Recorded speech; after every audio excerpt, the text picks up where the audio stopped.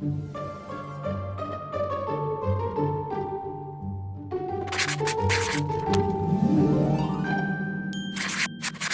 this episode of My Words, My Book, we have Joseph Coelho. Joseph Coelho OBE is a multi-award winning children's author, poet and playwright. He is a two-time winner of the Indie Book Awards. His poetry collection, Werewolf Club Rules, won the 2015 Centre for Literacy in Primary Poetry Award. He won the 2024 Carnegie Medal for writing with The Boy Lost in the Maze, illustrated by Kate Milner, and was Waterstones Children's Laureate from 2022 to 2024. So Joseph, why did you become an author?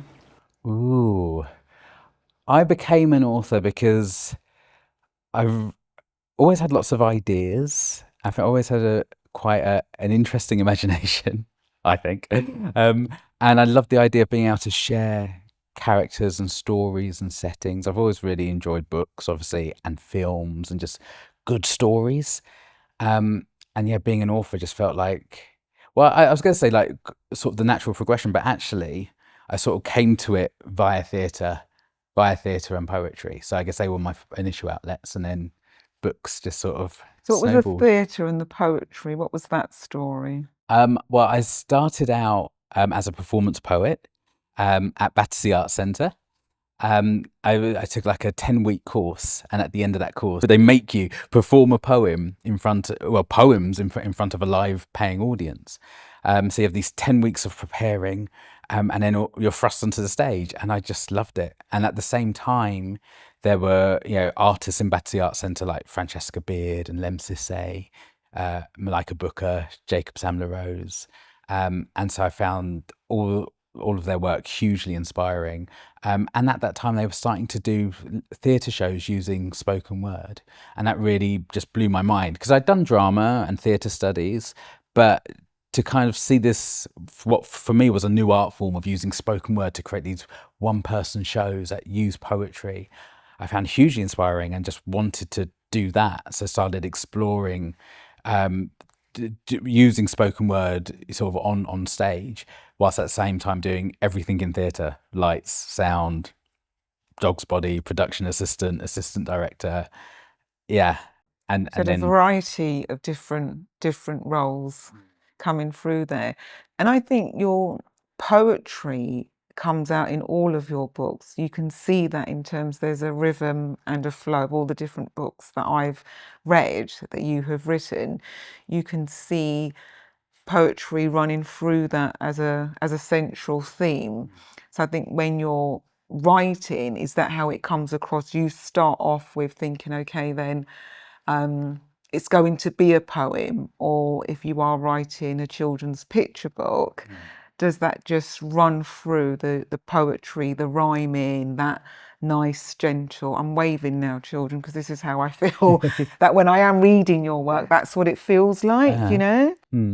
Yeah, I think poetry is always like my starting point. Yes. And it's been quite interesting because last year I had my first sort of prose novel come out, which was Relic Hamilton Genie Hunter. But even then I couldn't sort of resist starting each chapter with a little sort of, I guess, free verse opening as a way, I sort of describe it as an aglet, at the end of the shoelace to help thread that chapter through. So especially for any reluctant readers, they can see that little poetic beginning and it leads them into the story. Because I see poetry as just another unit of language and as a way of playing with words. Absolutely. And poetry is storytelling. And I think that's really important that children have that as an understanding, that poetry is another form of storytelling. It is an art within itself. But I think going back, because I remember reading about your good self, Joseph, another one of your inspirations was when you, as a child, there was a library visit, and was there an author that came along? Am I saying that correctly? And that inspired you as well? Yeah, well, it was at school. So I was a regular member of, a visitor to my local libraries. Of course you were. Yeah. But I was very lucky at my school. I went to Elliot Secondary School, now the Arc Academy. And the teachers were great. They would get authors in. And Jean Binter Breeze, a fantastic poet, late great Jean Binter Breeze, came to my school and read a poem. And I'd never seen that. I'd never seen anyone who looked a bit like me, you know, working as a professional writer, sharing poetry on stage. And that really sort of gave me that first seed, and I was so grateful that years later, you know, whilst working as a performance poet, I got to share the stage with her a couple of times and say to her, "You inspired me." So And that you was really recalled the lovely. story of when she came to your Yeah. school. That's amazing. So you never know. And I think that's the beauty of doing this podcast as well, because there's going to be this children in different schools in the UK on a global level, children who are homeschooled, will be able to see this interview with your good self. And there may be one child think, oh, I want to start writing, you know, a children's book or to write poetry. This is why it's important for children to listen and to hear the stories from authors. And that's why this podcast is quite important. Mm. Yeah, I think just being able to hear people's journeys, because and especially to see a range of people, you know, people like you, people different from you, people with the same background as you, people with completely different backgrounds, because then everyone gets a chance to see themselves in these roles and these positions. Because like Jean Binter Breeze for me was that first kind of way in, that first like, oh, I could be a writer. But then I needed many more. I need to see many more people, and I was really lucky to get that through working at Battersea Arts Centre and seeing like Jacob and Malika, and like, oh gosh, these are people like me from backgrounds similar to mine doing what I want to do. It is Exactly. possible, and it Yeah. just gives you that, oh, I can do this. And also because I'm dyslexic, and when I share that story about how my dyslexia has an impact on me, and that inspires children as well who may be dyslexic or who may have some, you know, different issues with writing. And that comes back to your point that children need to see and hear a variety of children's authors as well. And coming back to the Battersea Arts Centre, I know you were heavily involved with the 500 word competition last year and maybe the year before. Correct me if I'm wrong. I haven't been heavily involved, but I've sort of like, yeah, I'm always promoting it because people are always asking me what competitions are there out there. So I haven't judged on it yet, but yeah, available. Yes. Available to judge. But children often ask me, oh, I want to get published. They'll say, I want to get published. And it's great to be able to point them to 500 words, or if they're a bit older, to the Foyle's Young Poets competition. I think competitions like that are brilliant ways of honing your craft and, you know, and doing something really positive and active towards becoming an author. Absolutely. And I encourage that as well as the 500 word competition and other competitions out there. So if you are an inspiring writer, a poet, please enter the competition, because you never know. You never know where it may lead to. And that brings me on to a question on your role as the Children's Laureate. And what was that like in terms of the 2 years for you? What did you do, the experience? Because I'm sure children want to hear that, how exciting that was for you and how busy you were. Oh gosh, yeah, I was very busy.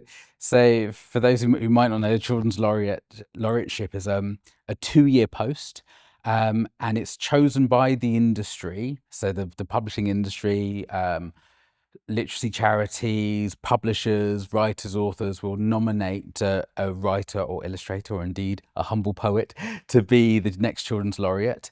And if you get shortlisted, they ask you, do you want to do it?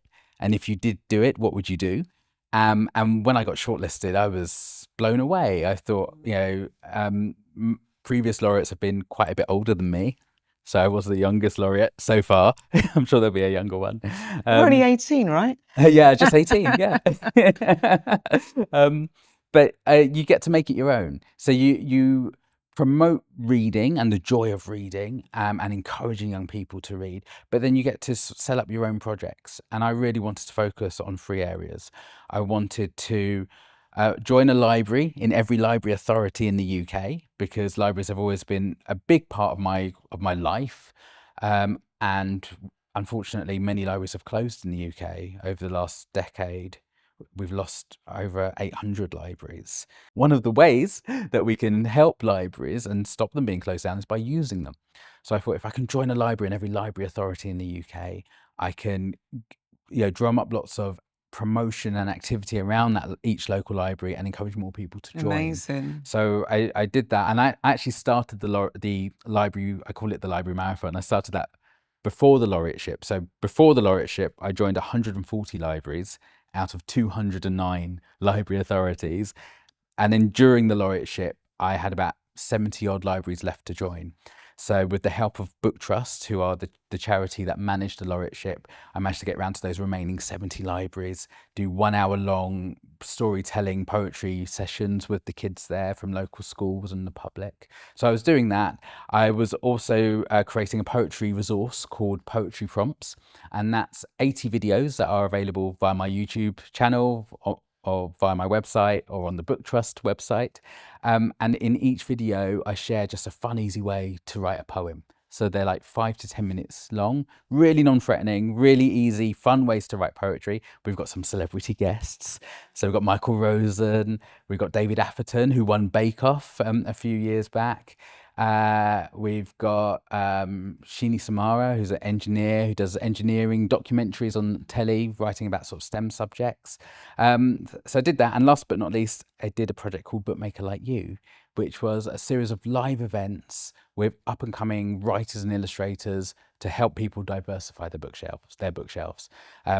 Because like we've been talking about, I wanted as many young children as possible to see themselves as a bookmaker.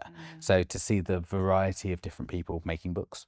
Yeah, amazing. Well done. That was sounds busy. I'm exhausted listening to you actually, in terms of you did so much in the 2 years and still writing books as well within that, Joseph. Although I got a bit behind on the writing, but I did, because some new books sort of came about. Like, for example, because I was creating the poetry prompts, one of my publishers said to me, "That could be a book." I was like, "Oh yeah, it could." And then I was editing a book whilst creating these 80 video resources. But it was so much fun. It was so lovely meeting people all over the country and beyond. Because I during that time I went to Bolivia, went to Italy, Germany, went to the US, and just made really lovely contacts with other laureates in other countries. So yeah, it's grand. Very inspiring. So as a child, Joseph, can you remember what your favourite book was? Yeah, I mean, gosh, quite a few. I guess what always pops into my mind when asked that question is fairy tales. And I had those little red ladybird books, which I think you can still get, those little hardback ones. And I had like the Three Billy Goats Gruff, Snow White and the Seven Dwarfs, Goldilocks and the Three Bears. And what I remember were the illustrations were so lifelike. I remember the witch in Snow White and the Seven Dwarfs was quite scary. And she was there holding an apple. And the Three Billy Goats Gruff, like the goats weren't anthropomorphized, so they were goats wearing jackets and wearing shoes and things. They were proper goats. Yeah, and I found that it made it feel more real. And within that series, there was a poetry collection called Spine Tinglers, and it was just a short anthology of scary poems. So poems by different poets, but they were all spooky.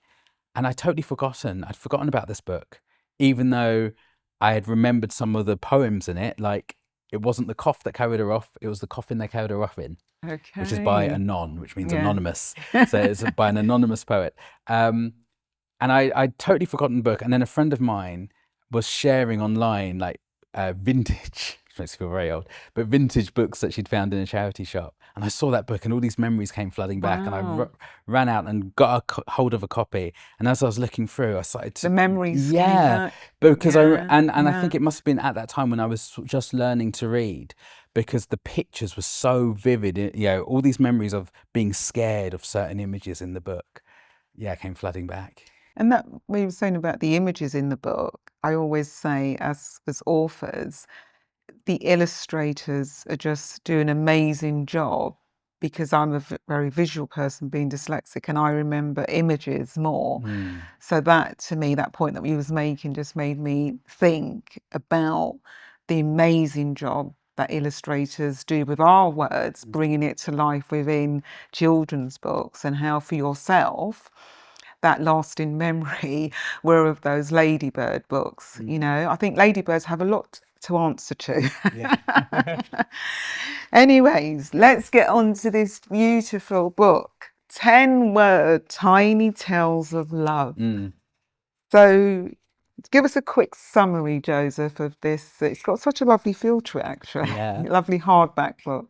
Well, so this is the second book in the series. So the first book was 10-word tiny tales, and now we've got 10-word tiny tales of love. And basically what's been happening is that I've been made aware of these 10-word tales. Some of them I have found appearing in the fur of cats walking on the street. Some of the tales I've Tell seen us more about written that in the cat. clouds. Yeah. So I saw 10 words appearing in the fur of a cat. I wrote it down. I saw a 10-word story appear in the clouds. I wrote it down. I saw 10 words appear on a scrunched up piece of paper at the back of the bus, and I wrote it down. And I collected them all up. And I was thinking to myself, why are these 10 words appearing to me? Maybe they want to be made longer. Light bulb moment. Yeah, but they want to be made longer. That's why they're finding me. So I thought, I know, I'll put them in a book and get some of the world's best illustrators to illustrate them. And then as a book, children can read these 10-word tales and make them longer. Yes. So I'm really hoping that lots of young people will pick up 10-word tiny tales of love and make these 10-word tales much, much longer and turn them into fully formed, brilliant stories. Exactly. So it's like an invitation to children to say, these are the 10 words. Where can we go with this? Yeah. Absolutely beautiful. And many kids have been writing their own 10-word tales, which has been lovely, because if you go over to the website 10wordtinytales.com, there's a word generator, so you can press a button and then you get free words from the 10-word tiny tale books. And then using those free words, the challenge is to make your own 10-word story that incorporates those free words. Wow, amazing. You're going to be inundated with children sharing Yeah, their we've stories. had loads that uploaded onto the website. So, yeah, so it's a really good idea, and I think I like that with a book, in terms of there's an extension, because in all the interviews that we're doing, I'm working with Tapestry, and they are creating educational resources for every single book. So I'm going to wait and see what they're going to do with 10-word tiny tales, and obviously link the website back for children to upload their creations in terms of what they do. But saying that, in terms of the book, what would be your favourite page? Oh, my favourite page.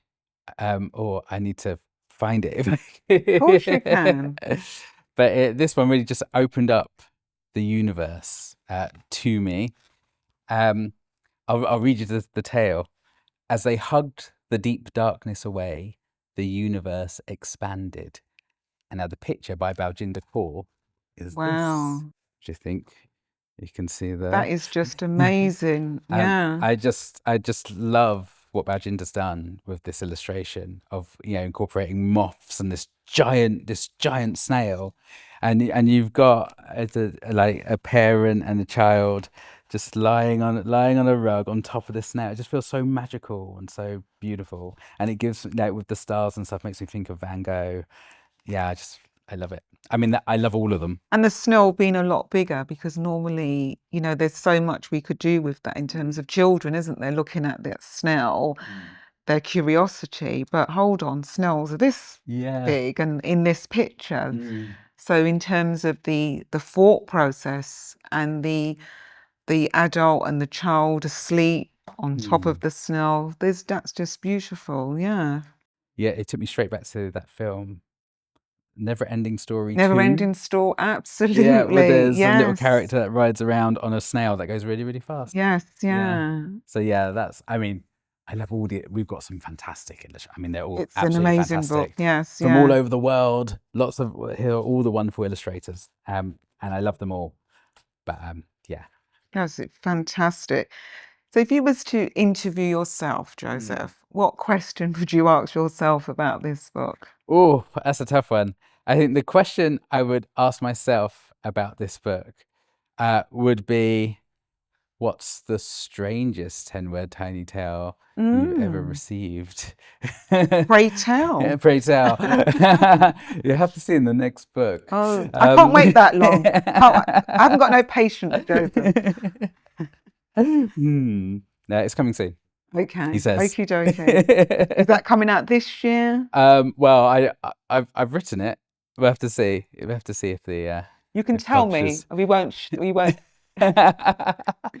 won't share. Please tell. The strangest. So I might have to have a little think. Okay. But that's what I would ask myself. Yes, indeed. Whether I'd be able to answer it. Yeah. Okay. Be allowed You got to. away with that one. Yeah. You get away. I'll let you have that. So what do we want children to learn from this book? I know you've shared some pointers already, but what do you want children to take away from this book once they've read? I really hope it just invites them into the world of words and lets them know that words are all of ours. It's not only special people that make books that have access to words. I think we are all writers. And even if you've just got 10 words, you can create a story. And there are exercises and activities at the back of the book to help you create your own, to help you make the stories longer. So if there's any kids out there thinking, oh, I'm not sure, often kids will say to me, I don't know what to write. Well, you can start with 10 words, choose a 10-word tale from here, and then follow the exercises to make it even longer. And so many of these illustrations suggest other worlds and other ways of being that hopefully it will just unlock their imaginations. I hope it unlocks their imaginations. Exactly. And I think that's a really good point around unlocking children's imaginations. And I always say every child has a story within them. And sometimes it's about thinking what's important to them currently, what are their interests, as you said, when they're going to and from, school or to the park or some activity. They could have seen a cat. Yeah. What sparks their imagination. And I think that's a really good point. So in terms of yourself, I know you go into different schools, festivals. What other pointers do you give children in terms of encouraging them to share their stories, either in a story or it could be a poem? I always tell kids to carry a notebook. And it could just be a couple of sheets of paper. It doesn't have to be a fancy notebook. £1 notebook. Yeah, it could be a £1 notebook. It might be an old exercise book from school, if you're allowed to use one. I know I would have, sometimes you go from year to year, you might have an exercise book that you haven't finished. And so you've still got some blank pages in. And I remember writing in those sometimes. But it can just be some folded up sheets of paper, because you never know when a good idea is going to hit. And so many times people say, adults and children alike will say, I don't know what to write, or I get writer's block. And I don't really believe in writer's block. I think you just don't record the ideas when you have them. And so if you record the ideas, like I've got a little notebook in my bag, and whenever an idea comes, and I have it by my bed at night, I wake up, I write it down. If I'm on the bus, an idea comes, I'll write it down. And then I write all my ideas down in little mini notebooks, and I put those mini notebooks into a file, and I write a contents page at the front of each notebook telling me, oh, there's a picture book idea on page 12. There's a middle grade adventure story on page 21, and that means that whenever I get stuck, I can just flip through the book. So I tell them to carry a notebook, to observe the world around them, because of course it's through observing sights, smells, sounds, overheard snippets of conversation that you can really start to get inspired. And to read anything, to read everything, whatever you're interested in to read about. Even, if you love playing computer games, get a magazine and read a review of a computer game. Find out who wrote the computer game, because writers write computer games. I think many young people don't realize this. Writers write computer games. Writers write Hollywood blockbuster films. So there's lots of different ways of being a writer. There'll definitely be something to read that follows your interests. And I do that, being dyslexic. It could sometimes be one word that I write in my notebook, and I've got a few on the go at a time for different things. And in my latest book, Myra and Marley and the Great Big Tidy Up, we've got characters in there called the Street Sweeper Crew. And how that came about was I live in South London, my mum was in West London, and sometimes the sat-nav Google Maps takes me along the King's Road. It's about 3 o'clock in the afternoon, and one day I was sat in traffic daydreaming, and I looked across and there was about 10 road sweepers going along in the orange uniform with the carts turning into Lot's Road. And I thought, they need to go in the story. So we have the Street Sweeper Crew. So your point is you get inspiration from conversations from yourself with this interview has sparked me thinking, oh my goodness me, that's a really good point. Have that notebook and keep the notebooks, children. Yeah. Keep them, don't throw them away. So when you become grown up like Joseph and I, you can go back and say that you had this idea when you was 8 and you was 9, you know. And I think that's wonderful, Joseph. And I think that's an excellent point to finish on. So thank you, Joseph. Thank you so much for sharing your stories, your inspiration, and hopefully the children will get so much to take away from hearing your inspirational stories. And you can read 10-word tiny tales of love. And one of the things that I always say to children, we've got Joseph here when he's a real advocate for libraries, and so am I. So remember to use your local library if you can, children, because as Joseph said, so many libraries have closed and are still closing down as we speak. But if you can get to your local library, please, because some libraries you can take up to 25 books out, right? And I always say, as Claudia and Tess say on Strictly Come Dancing, they say, keep dancing. I always say, keep reading. I like that. So thank you so much, Joseph. Thank you, Lauren. Thank It's been you. lovely. Thank you.